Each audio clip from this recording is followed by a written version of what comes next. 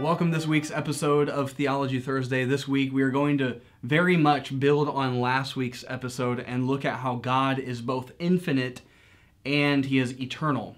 So last week we looked at how God transcends, meaning He is beyond all of creation. He is completely other. And one of those ways is that He is infinite while we are finite.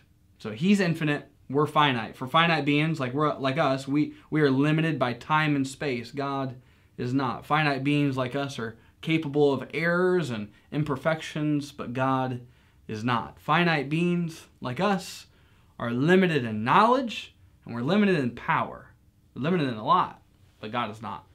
So whatever characteristics God has, He has them in infinite supply, and He is those things infinitely so. So what do I mean by that? I'll give you some examples. God is love. He is infinitely loving. God is holy, and He is infinitely holy. God is righteous. He is infinitely righteous. So God is infinite. He is also eternal. Psalm 93:2 says this, "Your throne has been established from the beginning. You are from eternity." Isaiah 57:15 says this, "For the high and exalted one, who lives forever, whose name is holy, says this, I live in a high and holy place, and with the oppressed and lowly of spirit, to revive the spirit of the lowly and revive the heart of the oppressed." So not only is God infinite and isn't limited by time, but He is also eternal. In other words, there has never been a moment that God didn't exist, and there will never be a moment when God doesn't exist. He has no beginning and no end.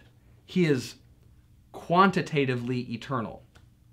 I'll say that again. He is quantitatively eternal, but He is also qualitatively eternal. You see, our consciousness is bound to now, but God's isn't.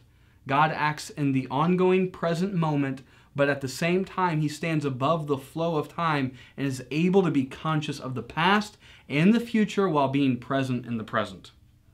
Isaiah 42:8-9 says this, "I am the Lord, that is my name, and I will not give my glory to another, or my praise to idols. The past events have indeed happened. Now I declare new events. I announce them to you before they occur." Again, God's able to see both now, into the future, and in the past. And here's the cool thing. He is with you in this moment, and He knows what is coming. And through all of the things that happen throughout history, God is making history His story, where He is working out all things together for the good of those who love Him and are called according to His purposes. So in the midst of today, why don't we trust the one who knows what is to come? Thanks for joining me on this 8th episode of Theology Thursday. I'll see you on the next one. Peace.